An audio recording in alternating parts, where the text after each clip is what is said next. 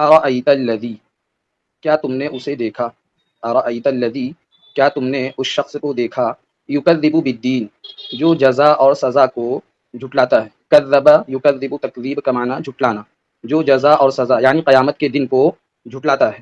فذلک الذی، وہی تو ہے جو، وہی تو ہے جو یدعو الیتیم، یتیم کو دھکے دیتا ہے، وہی تو ہے جو یتیم کو دھکے دیتا ہے، ولا یحض، اور نہیں ترغیب دیتا، علی طعام المسکین، مسکین کے کھلانے پر،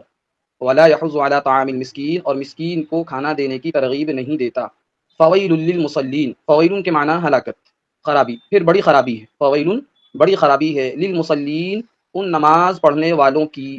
للمصلین کا ترجمہ ان نماز پڑھنے والوں کی، الذین، جو ہم عن صلاتہم، اپنی نماز سے ساہون غفلت برتتے ہیں،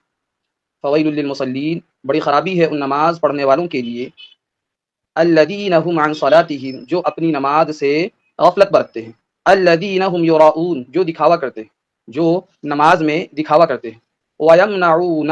اور روکتے ہیں، انکار کرتے ہیں، الماعون، معمولی چیز دینے سے بھی، ویمنعون الماعون، اور دوسروں کو معمولی چیز دینے سے بھی انکار کرتے ہیں۔ یہ ترجمہ ہے سورۃ الماعون کا، ایک مرتبہ پھر سے دیکھ لیں۔ ارأیت الذی یکذب بالدین، کیا تم نے اس شخص کو دیکھا جو جزا اور سزا کو جھٹلاتا ہے، جو قیامت کے دن کو جھٹلاتا ہے، فذلک الذی، وہی تو ہے، یدعو الیتیم، جو یتیم کو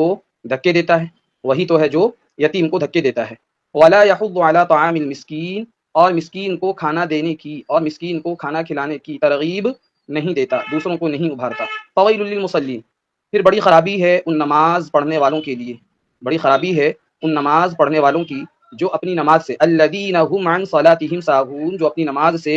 غفلت برتتے ہیں، پھر فرمایا الذین هم یراؤون، جو دکھلاوا کرتے ہیں نماز میں، ویمنعون الماعون، اور دوسروں کو معمولی چیز دینے سے بھی انکار کرتے ہیں۔